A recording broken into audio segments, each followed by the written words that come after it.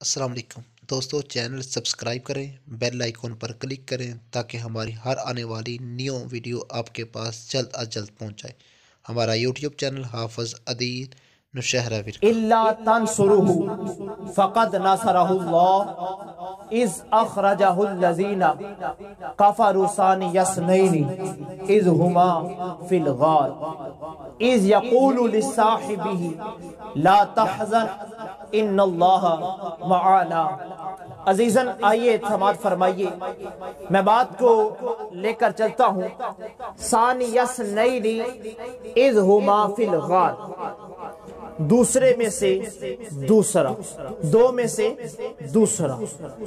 عزیزاً یہ بات حقیقت ہے کہ جب سفر ہجرت تھا، جس وقت میرے آپ کے آقا امام الانبیاء ختم الرسول صلی اللہ علیہ وآلہ وسلم نے ہجرت کی، تو اس وقت دو میں سے دوسرا سے مراد یہ ہے کہ ہجرت کے وقت یا تو میرے مصطفیٰ جان رحمت صلی اللہ علیہ وآلہ وسلم تھے اور ان کے ساتھ تاجدار صداقت سیدنا صدیق اکبر تھے، ان کے علاوہ کوئی اور دوسرا نہیں تھا۔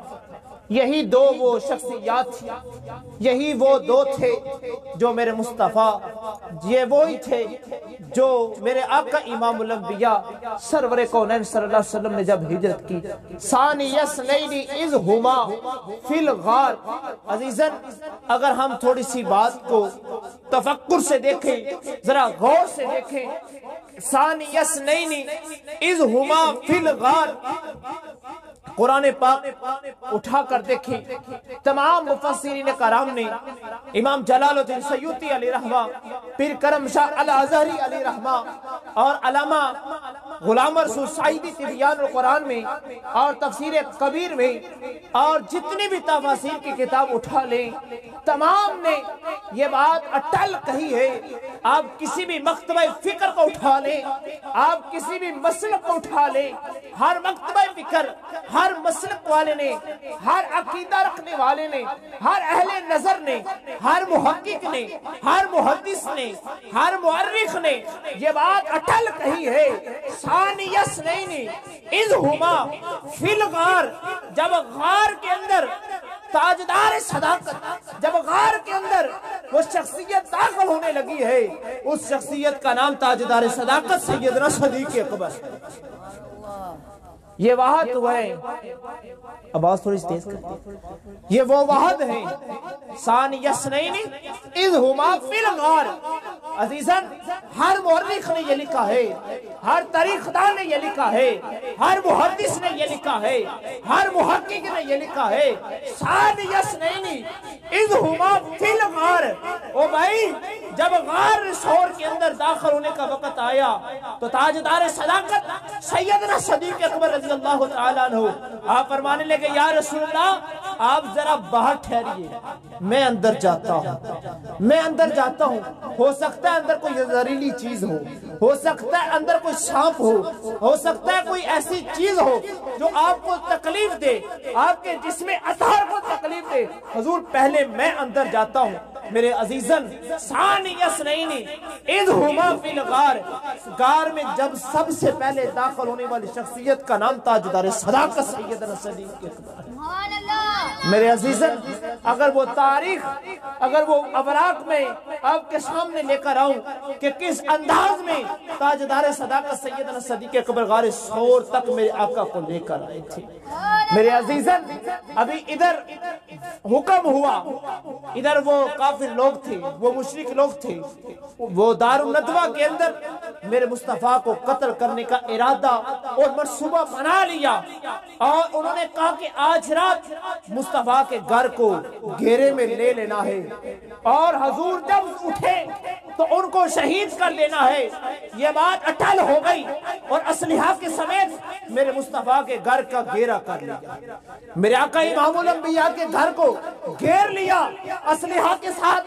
تمام کے تمام مشرکین مکہ، کفار مکہ میرے مصطفیٰ کے گھر کو گھیرے میں لے لیا. اور اسی اسنا میں ہے جب میرے مصطفیٰ اٹھے وَإِذْ يَمْكُرُ بِكَ الَّذِينَ كَفَرُوا لِيُثْبِتُوكَ أَوْ يَقْتُلُوكَ أَوْ يُخْرِجُوكَ. قرآن اٹھا کر دیکھیے، قرآن یہ کہتے ہیں مصطفیٰ جان رحمت اس وقت کو یاد کریں. او یقتلوکا، جب تمہیں قتل کرنے کا ارادہ کیا تھا ان لوگوں نے. او یخرجوکا، اس مکے سے نکالنے کا جب انہوں نے ارادہ کیا تھا تو رب کائنات نے تمہاری کس انداز میں مدد فرمائی ہے. میرے عزیزوں، میرے سامعین گرامی، میرے مصطفیٰ کے گھر کا گھیرا ان کفار مشرکین نے کر لیا.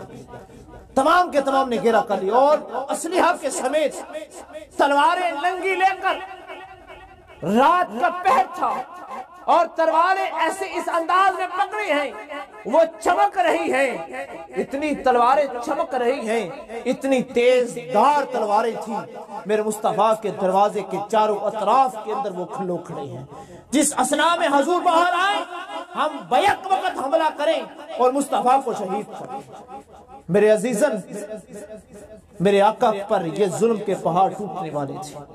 رب کائنات نے ہجرت کا حکم دیا، ہجرت کا حکم دیا. حضور مکے کو چھوڑ کر مدینہ الرسول میں چلے جاؤ. لا اقسم بهذا البلد وانت حل بهذا البلد ووالد وما ولد. اس بستی میں چلے جاؤ، اس دھرتی میں چلے جاؤ جو تمہارے لیے راحت ہے، جو تمہارے لیے جہاں سکون ہے، تمہارے لیے اطمینان ہے، جہاں اسلام کی کرنیں پھوٹیں گی، جہاں نور کی کرنیں پھوٹیں گی. مصطفیٰ اس شہر میں چلے جاؤ، مدینہ الرسول میں چلے جاؤ. وہ یثرب کو جا کر مدینہ بنا دو، وہ یثرب کو جا کر مدینہ بنا دو. وہاں جا کر نور کی کرنیں پھوٹا دو، وہاں جا کر قرآن کی شمع کو جلا دو، وہاں جا کر دلوں کو نور سے منور کر دو. حضور یہاں سے چلے جاؤ، یہ لوگ تمہاری بات ماننے کے لیے تیار نہیں. میرے عزیزوں، میرے مصطفیٰ وہاں سے اٹھے، ہجرت کی رات نکلنے لگے. گھر سے باہر کیا دیکھتے ہیں؟ ننگی تلواریں ہیں، ننگی تلواریں ہیں. وہ لے کر کھڑے ہیں، میرے مصطفیٰ کو قتل اور شہید کرنے کے ارادے پر تلے ہیں. اللہ اکبر. فَأَغْشَيْنَاهُمْ فَهُمْ لَا يُبْصِرُونَ. میرے عزیزن، جب میرے مصطفیٰ گھر سے باہر نکلے آپ نے مٹی بھر ایک مٹھی لی اور ایسے چھٹا دیا. حضور وہاں سے گزر گئے، وہ آنکھوں سے انہیں نظر نہیں آیا. میرے مصطفیٰ جان رحمت ان کے درمیان سے گزر گئے. تاجدار صداقت سیدنا صدیق اکبر کے دروازے پر دستخط. ابو بکر، جی حکم. حضور حکم فرمایا کہ ہجرت کا وقت آ گیا، آؤ چلے ہجرت کر جائیں. میرے عزیزن، آئیے یہاں میں ضمناً بات کرتا چلوں. صبح دن چڑھا تو کسی نے کہا بھائی تم کدھر کھڑے ہو؟ وہ کدھر کا ارادہ ہے؟ کہا کہ حضور کا ارادہ ہے وہ سبز چادر کے اندر مصطفیٰ لیٹے ہوئے ہیں، جیسے اٹھیں گے ہم ان کو شہید کریں گے. اس نے کہا وہ تو گزر گئے ہیں، وہ تو کب کے چلے گئے. اس نے کہا ہم نے کاندھے کے ساتھ کاندھا لگایا ہوا ہے، ایسے کاندھے کے ساتھ کاندھا ہے، آپس میں ایسے ملے ہوئے، ہم بیچ میں سے کیسے گزر سکتے ہیں؟ ایسا نہیں ہو سکتا. اس نے کہا اپنے سروں پر ذرا ہاتھ لگاؤ تو صحیح. سروں پہ ہاتھ لگائے تو مٹی. کہا وہ تو تمہارے اوپر مٹی کا چھٹا دے کر وہ تو نکل گئے. میرے عزیزن، میرے رب تھا جس نے مصطفیٰ کو اس آزمائش سے نکالا تھا. میرے آقا، میرے تاجدار صداقت سیدنا صدیق اکبر کے دروازے پر دستک دی. ابو بکر صدیق کھڑے ہوئے. حضور حکم فرمایا ہجرت کا حکم ہو گیا، آؤ چلے ہجرت کر لیں. میرے آقا امام الانبیاء کے لیے خوبصورت اٹھنی تاجدار صداقت سیدنا صدیق اکبر نے پیش کی.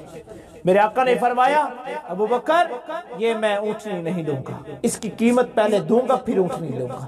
حضور میں گفٹ میں آپ کو عطا کرتا ہوں 4 مہینے بابل کے وہ پتیاں کھلا کر اس کو تر و تازہ کیے ہیں، یہ میں نے ہجرت کے لیے رکھی تھی، میں آپ کو پیش کرتا ہوں. میرے مصطفیٰ نے فرمایا قیمت کے بغیر نہیں لوں گا. اس کی کتنی قیمت ہے؟ اسے کہتے ہیں سردار، اسے کہتے ہیں رہبر، اسے کہتے ہیں رہنما، وہی اسے کہتے ہیں لیڈر. اپنے غلام سے جو گفٹ کے طور پر جو محبتوں سے وہ ایک اونٹنی پیش کر رہا ہے. لیڈر کہتا ہے نہیں، وہ حکمران کہتا ہے نہیں، وہ رہبر کہتا ہے نہیں، وہ حاکم کہتا ہے نہیں، اس کی پہلے میں قیمت دوں گا پھر میں یہ چیز لوں گا۔ میرے عزیزاً آج تو ہمارے حکمران کا یہ حال ہے کہ ہم تو بس وہ کہنے کی کیا ضرورت ہے، ہم تو خود ڈاکہ مار کے اگلے کے گھر سے وہ ڈاکہ مار کے لے جاتے ہیں سب چیزیں۔ اے رہبر ہو تو ایسا ہو مصطفیٰ جیسا، اے حاکم ہو تو ایسا ہو، کہا نہیں پہلے قیمت دوں گا۔ قیمت ادا کی ہے۔ تاجدار صداقت سیدنا صدیق اکبر اونٹنی پر بیٹھے ہیں۔ میرے عزیزاً وہ کس انداز میں پھر غار ثور میں گئے ہیں، آپ نے اپنے کاندھوں پر میرے مصطفیٰ کو بٹھایا، چٹان زمین تھی وہاں چلا نہیں جاتا تھا۔ تو آج تو جو حج کر کے آئے ہیں نا انہوں نے دیکھا ہے، آج تو منظر بڑا آسان ہو گیا ہے نا غار ثور پہ جانے کے لیے، اس وقت اس انداز میں تھی چٹان، اس انداز میں چٹان تھی۔ میرے عزیزاً اس انداز میں خود چلنا بڑا مشکل ہے، اور کانٹوں پہ سوار کر کے مصطفیٰ جان رحمت کو کس انداز میں اس چٹانوں کے اوپر تاجدار صداقت سیدنا صدیق اکبر امام الانبیاء کو لے کر گئے ہوں گے۔ عزیزاً ایک وقت وہ تھا جب فتح مکہ ہوا تو کعبے کے اندر بڑے بڑے بت تھے، اس کو گرایا جا رہا تھا، گرایا جا رہا تھا۔ ایک بت بڑا تھا وہ رہ گیا، تو علی المرتضیٰ شیر خدا حیدر قرار فرماتے ہیں حضور میرے کاندھوں پہ سوار ہوں اور اس کاندھوں پہ سوار ہو کر اس بت کو گرا دیں۔ تو فرمایا اے علی المرتضیٰ کیا نبوت کا بوجھ تم اٹھا لو گے؟ تم سے نبوت کا بوجھ نہیں اٹھایا جائے گا، تم سے نبوت کا بوجھ نہیں اٹھایا جائے گا، اگر میں آپ کے کاندھوں پر بیٹھا تو آپ سے نہیں اٹھایا جائے گا۔ عزیزاً ایک وقت یہ ہے فتح مکہ کے وقت حرم کعبہ میں حضرت علی المرتضیٰ کہہ رہے ہیں میرے کاندھوں پہ سوار ہو جائیں، میرے نبی فرماتے ہیں نبوت کا بوجھ تم سے نہیں اٹھایا جائے گا۔ تو لیکن ایک وقت وہ ہے غار ثور میں جانے کا وقت ہے، چٹان ایسے ہے، تو تاجدار صداقت سیدنا صدیق اکبر میرے مصطفیٰ کو کاندھوں پہ سوار کر کے کس طرح اس چونٹی پر لے کر گئے، غار ثور پر لے کر گئے، اور جب غار ثور کے پاس گئے تو ثانی یسنین اذ ہما فی الغار، عرض کی حضور پہلے میں اندر جاتا ہوں، پہلے میں اندر جاتا ہوں، جا کر صفائی کر لیتا ہوں، صفائی کرنے کے بعد آپ کو بلاؤں گا۔ تاجدار صداقت سیدنا صدیق اکبر اندر داخل ہوئے تو جا کر صفائی کی، کافی سوراخ تھے، تاریخ دا لکھتا ہے 70 سوراخ تھے، آپ کے پاس قمیض پہنی تھی۔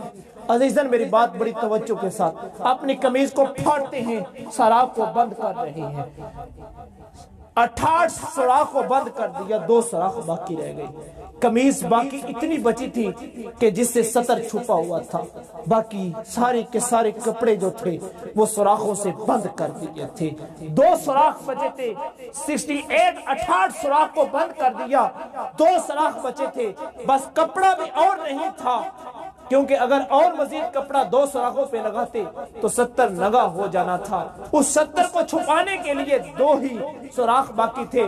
آپ نے سوچا کہ 70 کو تو کھولنا نہیں چاہیے، یہ تو ننگا نہیں ہونا چاہیے، یہ تو چھپا رہنا چاہیے۔ میرے عزیزاً میرے مصطفیٰ کو بلائے، حضور حاضر ہو، یا رسول اللہ تشریف لائیں۔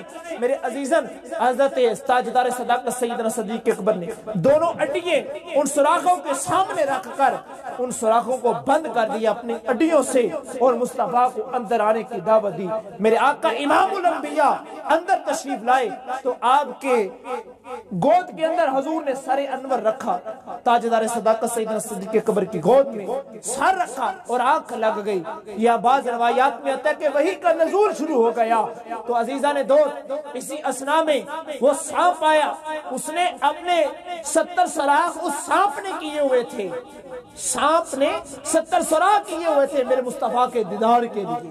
یہ حضرت عیسیٰ روح اللہ کے وقت کا سانپ تھا جس نے حضرت عیسیٰ روح اللہ سے پوچھا تھا اے پیارے عیسیٰ روح اللہ، آپ نے امام الانبیاء کی شان بڑی بیان کی ہے، امام الانبیاء ختم الرسل کی شان بڑی بیان کی ہے، میں ان کے دیدار کا مشتاق ہوں، وہ کہاں ہمیں پائے جائیں گے؟ تو حضرت عیسیٰ روح اللہ نے سانپ کو بتایا تھا غار ثور میں چلا جا، یہ مکے کا رستہ ہے، اس رستے سے چلا جا، اور اتنے عرصے کے بعد وہ نبی پیدا ہوں گے، پھر اس مقام پہ آئیں گے، وہاں تجھے دیدار ہو جائے گا۔ اس سانپ نے 70 سوراخ کیے تھے، اگر آنے والے یہاں آئیں گے کوئی 1-2 سوراخ بچ جائے گا جس سے میں داخل ہو کر مصطفیٰ کا دیدار کر لوں گا۔ میرے عزیزن وہ سانپ تھا میرے مصطفیٰ کے دیدار کے لیے کتنا تڑپا تھا. کہاں وہ عیسیٰ روح اللہ کا وقت اور کہاں میرے مصطفیٰ کا وقت، اور کہاں مصطفیٰ کا وقت اور کہاں غار ثور کا وقت ہے. کتنی دیر تک وہ تڑپ رکھ کر میرے مصطفیٰ کے دیدار کے لیے اس غار ثور کے چاروں اطراف میں چکر لگاتا رہا ہے. کب مصطفیٰ آئیں میں مصطفیٰ کے دیدار کو میں دیدار مصطفیٰ کر لوں، میں اپنے دل کو سکون پہنچا لوں. عزیزاً اصحاب جو ہے اتنے عرصے سے مصطفیٰ کے دیدار کا مشتاق ہے، لیکن اے امتی تو مصطفیٰ کے دیدار کے لیے کتنا حضور کی ذات پر درود و سلام پڑھتا ہے. ایک وہ سانپ ہے جو اتنا عرصہ بیت گیا ہے، عیسیٰ روح اللہ کی کب ولادت ہوئی، وفات کب ہوئی، کتنا عرصہ بیت گیا، تب سے لے کر وہ میرے مصطفیٰ کے دیدار کا مشتاق ہے. اور اے امتی تو اپنے مصطفیٰ کے لیے کتنے کو دیدار کی طلب رکھنا ہے، اور تو اپنے آقا کے دیدار کے لیے ہر روز کتنی مرتبہ دروشی پڑھتا ہے. آج انہوں نے میرے مصطفیٰ کو راضی کیا ہے، مصطفیٰ کو راضی کیا ہے. انہوں نے تو اپنے کاندھوں پہ بٹھا کے مصطفیٰ کو غار ثور کی چونٹی پر بھی لے کر گئے ہیں. میرے عزیزن میں تجھے یہاں بتاتا چلوں، جب غار ثور میں گئے وہ سانپ نے 12 مرتبہ ڈسنے کی کوشش کی، ڈستا رہا. آپ نے اپنی اڈیوں کو پیچھے نہیں کیا، ایک پل بھی اپنی اڈی کو پیچھے نہیں کیا. تو آپ کی آنکھوں سے ایک آنسو کا قطرہ میرے مصطفیٰ کے ودہا کے چہرے پر گرا. حضور نے آنکھ کھولی، کہا ابو بکر کیا ہوا؟ حضور 68 سوراخ تھے، میں نے کپڑے سے بند کر دیے، 2 سوراخ باقی بچ گئے تھے اس غار ثور کے اندر، میرے پاس باقی کپڑا نہیں بچا تھا، میں نے اپنی اڈیاں وہاں رکھ دی. تو سانپ مجھے بار بار ڈس رہا ہے، تو میرے اندر زہر پھیل رہا ہے. میرے آقا امام الانبیاء نے اپنے لہب نکالا اور آپ کی اڈی پر لگایا. تو حضرت ابوبکر صدیق فرماتے ہیں واللہ خدا کی قسم ایسا لگتا ہے کہ زہر میرے اندر آیا ہی نہیں تھا، اور میری ٹانگوں کے اندر اس سے بڑھ کر اور قوت و طاقت ہو گئی ہے. میرے عزیزان جب یہ وقت شروع ہونے لگا تھا، یہ سفر کی روانگی تھی، ابوبکر صدیق سے میرے آقا امام الانبیاء نے کہا اے ابوبکر بات سن، میرے ساتھ سفر پہ روانہ تو ہونے لگا ہے، ظلم کے پہاڑ ٹوٹیں گے، مصیبتیں گریں گی، ظلمت ہوگی، ہمیں مصائب کے اندر چور چور کیا جائے گا. ابوبکر برداشت کر لو گے؟ تو ابوبکر صدیق عرض کرنے لگے حضور اب جب تک دنیا ہے تب تک اللہ مجھے جان دے، مجھے ہمت دے، زندگی دے، تب تک میں محبت کی آپ کی محبت میں ظلم سہتا رہوں، آپ کی محبت میں تکلیفیں سہتا رہوں، تو مجھے یہ بہت زیادہ پسند ہوگا، مجھے بہت زیادہ یہ پیارا لگے گا. تو میرے آقا نے جب اپنی غلام کا یہ لفظ سنا تو فرمایا اے ابوبکر مبارک ہو تجھے، جو تو بات کہہ رہا ہے، یہ زبان سے جو تو کہہ رہا ہے، واللہ خدا کی قسم یہ تو دل سے کہہ رہا ہے. تو میری منزلیں ایسے ہے جیسے روح کا بدن کے ساتھ تعلق ہے، ایسے تیرا میرا تعلق ہے. اللہ اکبر، کہہ دو سبحان اللہ. جیسے روح کا بدن کے ساتھ تعلق ہے نا، ایسے تیرا اور میرا تعلق ہے. عزیزن یہ بات لکھنے والی کون شخصیت ہے؟ اہل التشیع کا بہت بڑا محدث ہے، بہت بڑا مفسر ہے. امام تفسیر کبری میں یہ وہ کتاب، وہ تاجدار صداقت سیدنا صدیق اکبر کے متعلق یہ بات لکھتا ہے، یہ اس نے یہ بات کہی ہے. عزیزن غیر بھی یہ بات تسلیم کر گئے ہیں کہ تاجدار صداقت سیدنا صدیق اکبر رضی اللہ تعالی عنہ کی طرح کی شخصیت دنیا میں کوئی اور شخصیت نہیں پائی. ثانی اثنین اذ ہما فی الغار. عزیزاً اگر قرآن کی آیت کا یہ ترجمہ دیکھا جائے تو میرے مصطفیٰ کے بعد جو افضلیت بشریت میں افضل ہے وہ تاجدار صداقت سیدنا صدیق اکبر ہے. ثانی اثنین دوسرے میں سے دوسرا، ان دونوں میں سے یہ دوسرا، تو یہ کون ہے؟ ان دونوں میں سے دوسرا تاجدار صداقت سیدنا صدیق اکبر ہے. عزیزاً 1,24,000 صحابہ کرام کی جماعت ہے، اور بہت سے صحابہ کرام کی اگر ہمیں عظمت پتہ چلتا ہے یا تو ہمیں حدیث سے پتہ چلتا ہے، تاریخ سے پتہ چلتا ہے، اسماء و رجال سے پتہ چلتا ہے، کوئی تابعی ہمیں بتاتا ہے یہ نبی کا صحابی تھا، ہمیں کئی انداز میں پتہ چلتا ہے یہ صحابی تھا۔ لیکن تاجدار صداقت سیدنا صدیق اکبر کی صحابیت کی شان پوچھنی ہے تو قرآن سے پوچھو۔ قرآن کہتا ہے اِذْ يَقُولُ لِصَاحِبِهِ، فرمایا کہ اپنے صاحب سے کہہ دو، اللہ کی بارگاہ سے یہ اِذْ يَقُولُ لِصَاحِبِ، اپنے صحابی سے کہہ دو، اپنے صاحب سے کہہ دو، لا تحزن ان اللہ معانا، اے ابو بکر غم نہ کرو اللہ ہمارے ساتھ ہے۔ عزیزاً کسی کی صحابیت کی شان ہمیں تابعی سے ملتی ہے، تبع تابعی سے ملتی ہے، مؤرخ سے ملتی ہے، محدث سے ملتی ہے، محقق سے ملتی ہے، یہ صحابی ہے اور صحابی کی یہ شان ہے۔ لیکن قربان جاؤ تاجدار صداقت سیدنا صدیق اکبر کی شان کہ یہ اللہ کا قرآن ہمیں بتاتا ہے اِذْ يَقُولُ لِصَاحِبِ، کہ اپنے صحابی سے کہہ دو لا تحزن ان اللہ معنا، غم نہ کرو اللہ ہمارے ساتھ ہے۔ میرے عزیزاً بات اس طرح تھی کہ وہ کفار مکہ وہ غار ثور کے دہانے پر آ چکے تھے اور سیدنا صدیق اکبر رضی اللہ تعالیٰ عنہ کہنے لگے یا رسول اللہ یہ تو ہمارے اوپر آ پہنچے ہیں، یہ غار کے دہانے پر کھڑے ہیں، یہ تو ہمیں ابھی گرفتار کر لیں گے۔ تو اللہ کی حکمت کیا تھی، جیسے میرے مصطفیٰ اندر داخل ہوئے، ایک ایسا درخت تھا جسے ام غلیان کہا جاتا ہے، عرب میں آج بھی وہ درخت پائے جاتے ہیں۔ ام غلیان درخت تھا، وہ بڑا جاڑی دار درخت تھا، وہ فوراً وہاں سے ایسے نکلتا ہے اور وہاں کبوتر بھی آتے ہیں اور جوڑا کبوتر کا آ کر بیٹھتا ہے، وہاں انڈے بھی دے دیتا ہے، گھونسلہ بھی بن جاتا ہے۔ عزیزاً ایسے انداز میں تو انہوں نے کہا، کھوچی کہتا ہے کہ اس سے آگے قدم نہیں ملتا، یہ قدم ابو بکر صدیق کا ہے اور یہ قدم میں اس کو جانتا نہیں، لیکن جیسے ابراہیم خلیل اللہ کا وہ مقام ابراہیم وہ قدم ہے اسی طرح کا ملتا جلتا ہے، لیکن میں جانتا نہیں یہ کس کا قدم ہے، یہ ابو بکر صدیق کا قدم، اس سے آگے کوئی قدم نہیں مل رہا۔ تو اسی غار کے اندر ہے۔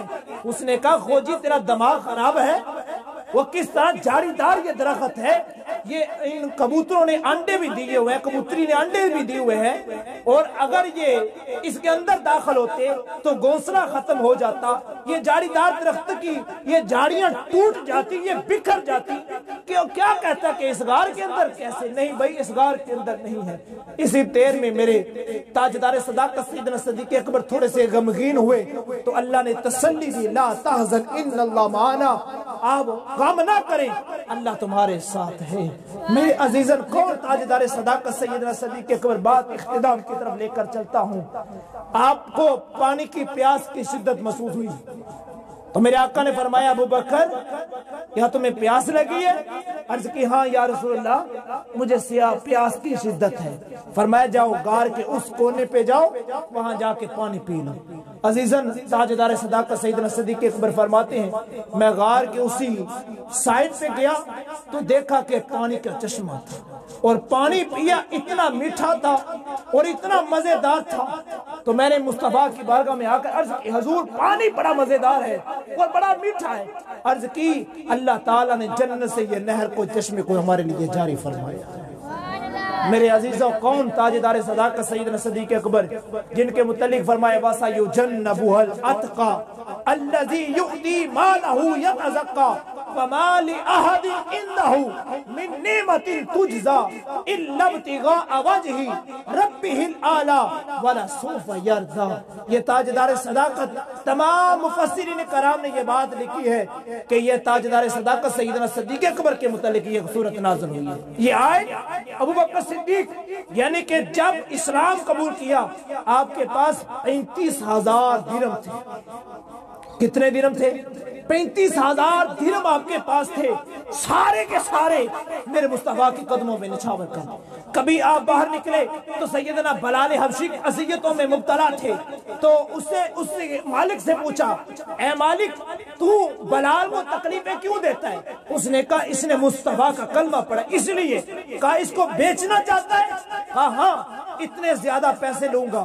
کہا کہ تو بول میں تجھے پیسے دوں گا۔ اس نے بڑی باری قیمت اتنی باری قیمت بولی کہ تاجدار صداقت سید صدیق اکبر نہ دے سکے، آپ نے فوراً پیسے نکالے اسے دیے اور بلال حبشی کو آزاد کر دیا۔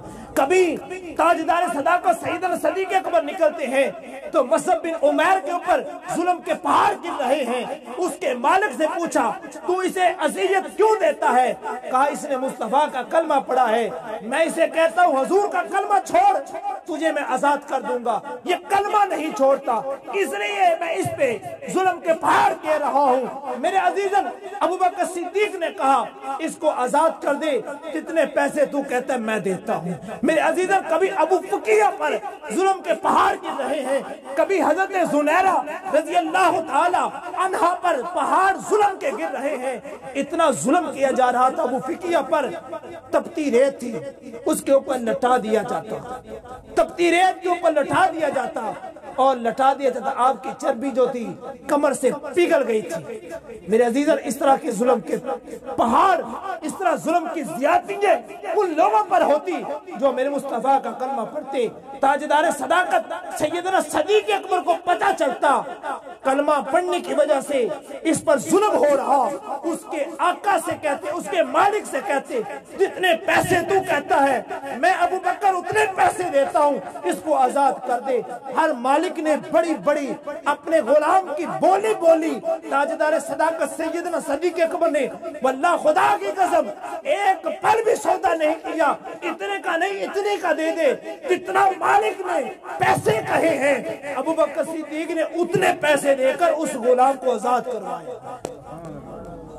سارے کے سارے پیسے ان غلاموں کو آزاد کرنے میں اور مصطفیٰ کے دین رسالت کی خاطر اپنے سارے پیسے صرف کر دیے، اور دین بلندی، دین اسلام کو بلند کرنے کے لیے ایک پل اپنے کاروبار کی فکر نہیں کی، اپنے کنبے والے کی فکر نہیں کی، اپنے بچوں کی فکر نہیں کی۔ اگر فکر تھی تو مصطفیٰ کے دین کی فکر تھی۔ عزیزاً آج یہی دعوت فکر دیتا ہوں کہ سیدنا صدیق اکبر نے ہمیں یہ سبق دیا ہے، تمہارے پاس جو کچھ ہے وہ اللہ کا دیا ہوا ہے۔ بتائیے کس کا دیا ہوا ہے؟ ہمیں جو کچھ یہ جان ملی، یہ مال ملا، یہ اولاد ملی، یہ کس کا دیا ہوا ہے؟ اللہ کا۔ تو فرمایا کہ جب پھر اس کی بارگاہ سے دین کی بلندی کے لیے آواز آئے تو پھر اپنے ہر چیز کو قربان کر دیا کرو۔ اگر اولاد کا تقاضا ہو تو اولاد کو خرچ کیا کرو، اگر مال کا تقاضا آ جائے تو دین کی بلندی کے لیے اپنے مال کو خرچ کیا کرو تاکہ دین اسلام بلند ہو جائے۔ یہی سیدنا صدیق اکبر نے ہمیں میسج دیا ہے، ابو بکر صدیق رضی اللہ تعالیٰ عنہ نے یہی ہمیں پیغام دیا ہے۔ عزیزاً پوری زندگی آپ نے اپنے بیٹوں کو بھی قربان کیا، اپنی بیٹی کو بھی قربان کیا، اپنے غلام کو بھی قربان کیا تھا۔ وہ وقت تھا جب آپ نے اپنے بیٹے سے کہا بیٹا ہم غار سور میں جا رہے ہیں، تو نے ان لوگوں کی خبر رکھنی ہے، کیسی کیسی یہ پلاننگ کرتے ہیں، کیسی کیسی باتیں کرتے ہیں۔ عزیزاً ہر طرح کی وہ خبر آپ تک پہنچاتا رہا، اور آپ کا غلام عامر بن فہیرہ وہ رات کے وقت آتا بکریوں کا ریوڑ لے کر غار سور کے دہانے پر میرے مصطفیٰ کو دودھ نکال کے وہ پلایا کرتا تھا۔ یہ آپ کے غلام کی شان ہے۔ عزیزاً آپ کے خاندان تاجدار صداقت سیدنا صدیق اکبر کے خاندان کے ایک ایک فرد نے میرے مصطفیٰ کی خدمت کی ہے، اسی لیے تو یہ شان ملی ہے، اسی لیے جو تو مقام ملا ہے۔ تو اللہ کی پاک بارگاہ میں دعا کرتے ہیں کہ مالک دو جہاں ہم سب کو صحیح معنوں میں سیدنا امام الانبیاء، فخر موجودات کا، امام الانبیاء کا سچا اور سچا غلام بنائے۔